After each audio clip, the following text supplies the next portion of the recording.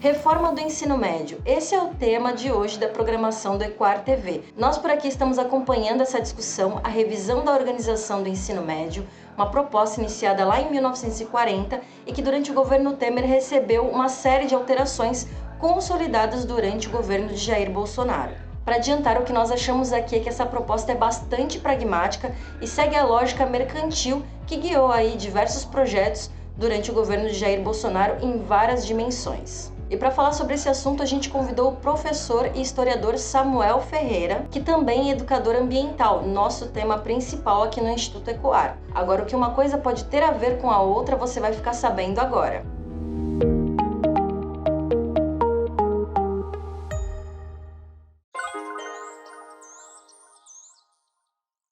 Durante o governo Temer, né, a gente tem uma nova possibilidade dessa reforma do ensino médio ela acontecer, né? A gente tem algumas organizações, bancos, algumas outras escolas, projetos de educação mais voltados para uma formação mais neoliberal, que também estão próximas e financiam alguns dos atores, vamos se dizer, da política brasileira, né? Então, a partir do Temer, se tem a possibilidade de se fazer, de se constituir essa parceria e de se conseguir constituir isso, né? A tentativa, né, como dizia o próprio Darcy Ribeiro, a crise da educação ela não é uma crise no Brasil, né? Ela é um projeto. Então, essas propostas neoliberais, essas propostas de uma formação mais neoliberal, né, com um ensino médio mais esvaziado de conteúdos e perspectivas mais críticas, ela sempre teve a tentativa dela surgir, dela se constituir. Mas a partir do Temer, né, e principalmente dos atores políticos que estavam ali naquele momento, ela conseguiu se transformar numa medida provisória e ela conseguiu se constituir, né? Uma coisa que é importante dizer também sobre a questão da questão da reforma do ensino médio, ela dá uma falsa imagem de que, na verdade, os estudantes eles poderiam escolher por 5 itinerários formativos, né? Quando, na verdade, a gente sabe que a proposta da educação, e principalmente dentro da proposta de educação que a gente tem atualmente, a gente não tem essa possibilidade ampla, né, de opções.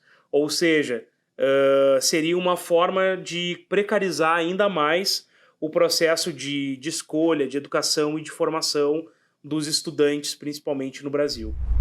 Bom, a proposta era a seguinte: a partir de 2023, cada estudante poderia montar o seu próprio ensino médio, escolhendo as áreas, os chamados itinerários formativos. Nessa lógica, as disciplinas de língua portuguesa e matemática seriam obrigatórias, mas as disciplinas como filosofia e sociologia seriam eliminadas ou reduzidas. Isso, de certa forma, esvazia o espaço de reflexão no ambiente escolar. Faz com que não tenhamos mais momentos em que se poderia discutir uma série de temas importantíssimos para o desenvolvimento da sociedade, como gênero, raça, religião, cultura, e fazendo com que o foco seja o mercado de trabalho.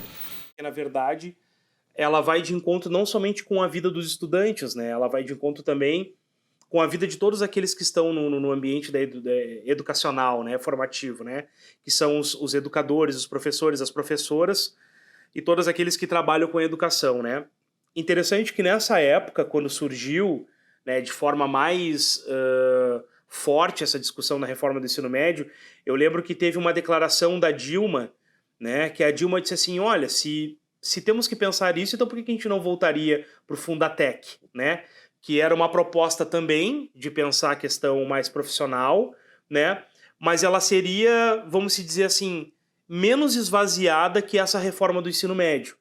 Pois bem, essa nova reforma do ensino médio, quando a gente pega principalmente a sua estrutura, a gente vê que está fora ali? Está fora a filosofia, está fora a sociologia, está fora a história, a redução da geografia e de outras disciplinas que têm a proposta histórica, né, dentro da formação, de trazer perspectivas críticas, de pensar a questão da sociedade, de pensar a organização do Estado, de pensar a cultura, de pensar de ter uma leitura de mundo, né? A gente percebe que essas disciplinas elas recebem um esvaziamento, né, nessa nova proposta da reforma do ensino médio.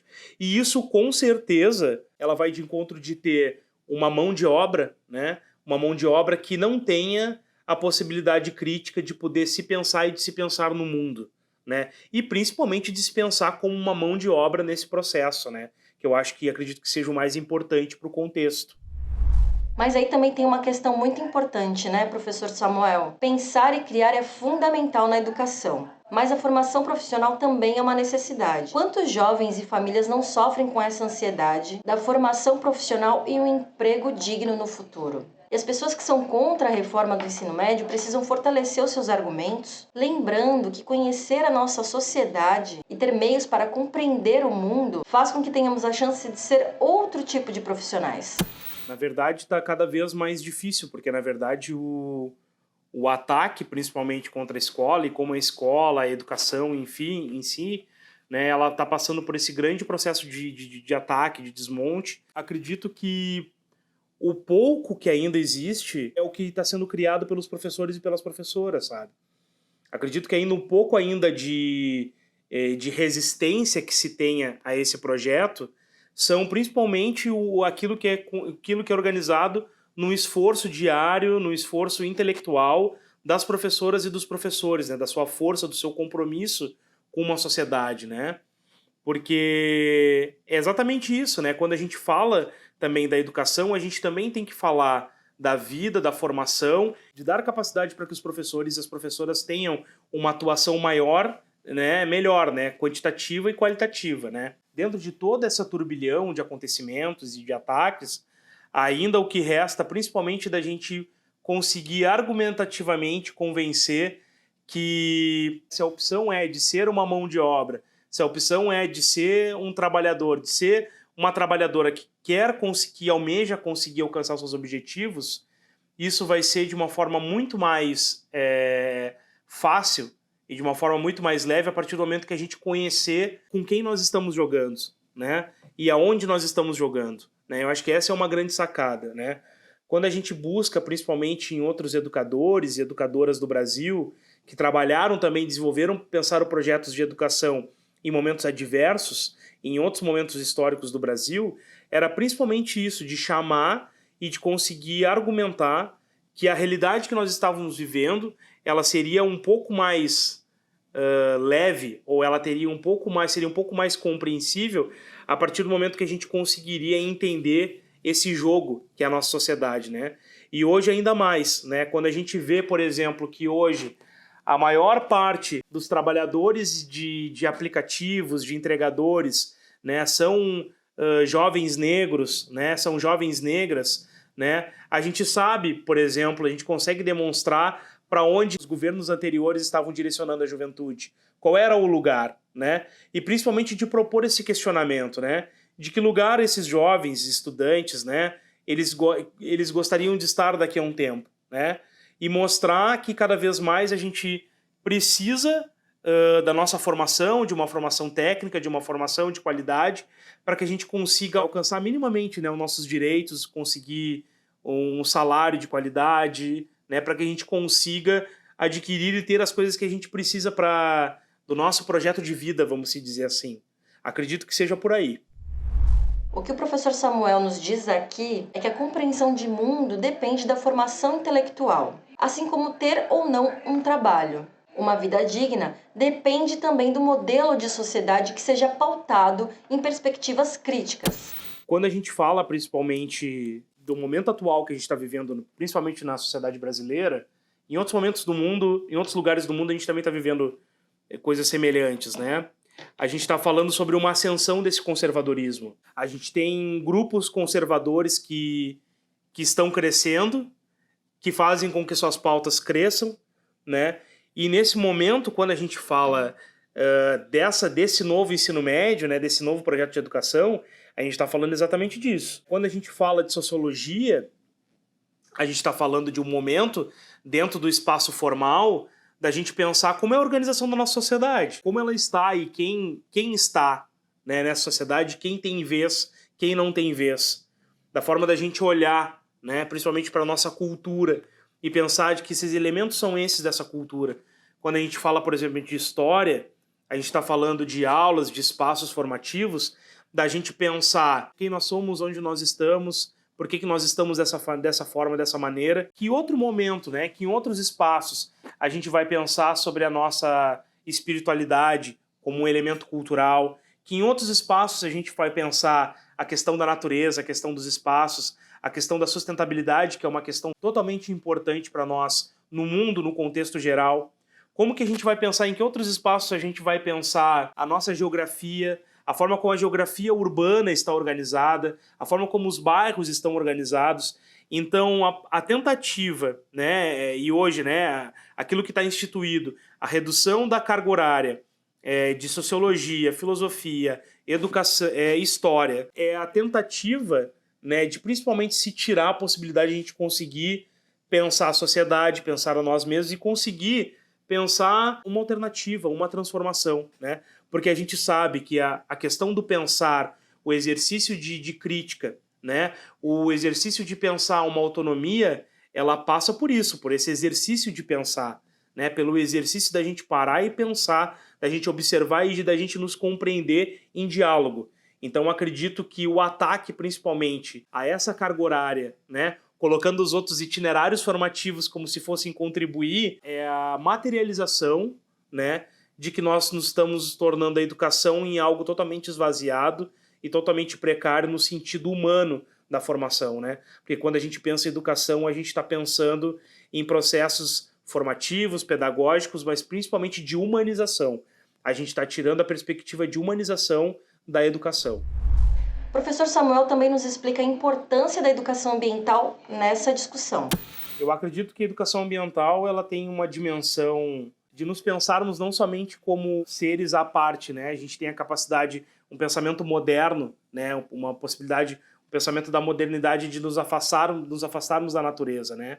De a natureza ela ter para nós, né? Principalmente uma relação somente de uso, quando na verdade a gente não pensa outras aproximações que são importantes, como principalmente a questão de se fazer parte da natureza, se fazer parte do meio ambiente, se fazer parte dessas relações, para que a gente consiga pensar questões como a própria sustentabilidade, né, e outros projetos que têm apresentado, principalmente na nossa sociedade atualmente, para que a gente consiga seguir a nossa existência. Eu sempre digo que pensar a questão da educação ambiental, ou pensar principalmente as questões de sustentabilidade, é nos pensarmos relacionados com esse todo, né? Que na verdade a gente enxerga tão distante ou somente como uma perspectiva de uso. Não, a gente tem que estar junto nesse processo, né? Eu acho que a grande chave e o grande paradigma dessa que a gente precisa alcançar é da gente conseguir fazer essa relação, né? Quando a gente está pensando a gente somente como a natureza e o meio ambiente como um pano de fundo da nossa existência. Não, a gente faz parte disso, a gente está totalmente entrelaçado com isso. A gente precisa entender isso. A educação ambiental ela é educação, então, portanto, ela é um processo pedagógico, né? A gente não vai conseguir alcançar, talvez, uma consciência ambiental, né? Uma conscientização em relação a isso da noite para o dia, né? Não, nós somos, acredito que, sujeitos da modernidade. A gente pensa de uma outra forma, a gente pensa essa natureza, esse meio ambiente desassociado, né? E o processo da educação ambiental ela vem como um processo formativo, como um processo pedagógico, da gente conseguir perceber e compreender o quão relacionados são essas questões, né? Você viu o tamanho que a educação ambiental pode ter no ambiente escolar? Aliás, como diz o professor e educador ambiental, o Samuel, dentro e fora dele. E para esclarecer mais esse argumento, o professor de História explica como identificar tais ideias nesse campo de conhecimento. Quando a gente fala principalmente dessa relação no ensino de História, a gente não tem uma perspectiva ambiental, acaba que a gente não consegue também fazer uma exposição ligada principalmente à relação ligada ao meio ambiente, né? A gente sabe hoje, por exemplo, que existem várias outras questões e tensões ligadas, por exemplo, a uma temática guerra, Ucrânia e Rússia. Mas, na verdade, a gente precisa colocar que existe um grande conflito ligado aos recursos naturais, a relação da natureza, a relação disso e quem tem o poder de ter essas fontes de elementos naturais que acabam sendo os recursos naturais, né? Nós temos conflitos por território, nós temos conflitos por gás, nós temos conflitos por água, né? Se a gente for buscar principalmente na Primeira, Segunda Guerra Mundial, o estopim de vários desses conflitos foram ligados desde a minérios, né, até a ocupação de territórios. Então, quando a gente traz isso também à tona, para o espaço formativo, de que, na verdade, os grandes conflitos eles estão ligados também à relação da natureza, à relação dos recursos naturais, acho que a gente consegue materializar um pouco mais. A gente consegue pensar isso de uma forma mais direta e de forma mais objetiva. Eu acho que isso é uma questão muito importante para os educadores e para as educadoras.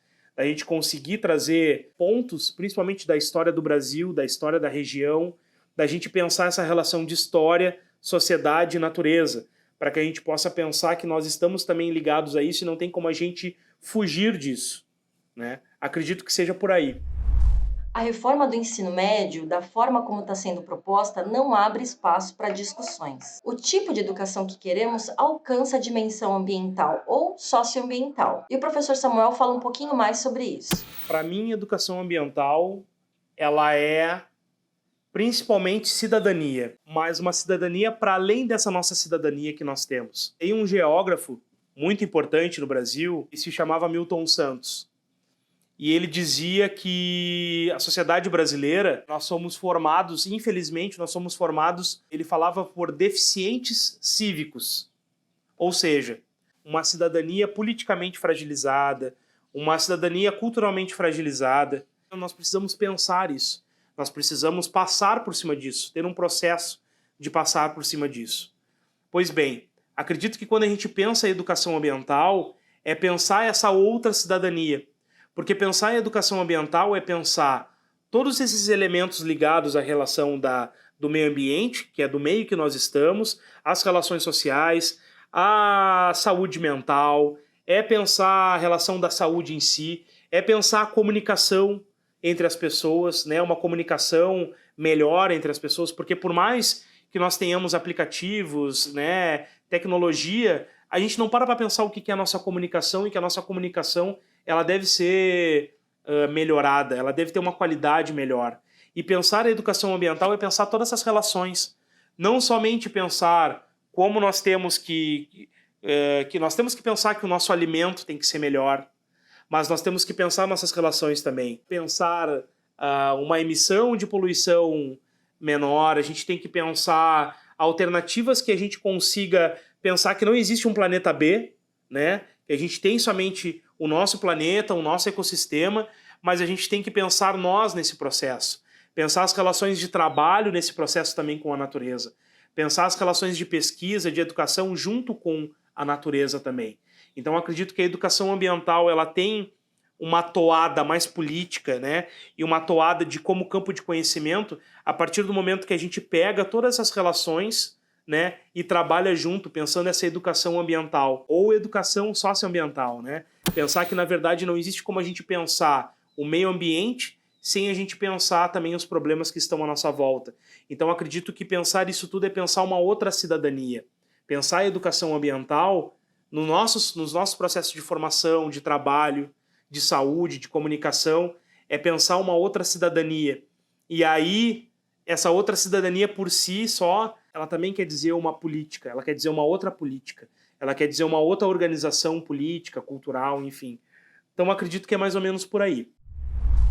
Enfim, pessoal, com a proposta paralisada, a reforma do Enem, que estava prevista para 2024, também foi suspensa. O que a gente aguarda agora é a consulta pública sobre o tema, iniciada em março e com 90 dias de duração, com a possibilidade de prorrogação e mais 30 dias para a criação do relatório a partir do Ministério da Educação. Esse relatório vai definir a política de educação do nosso país.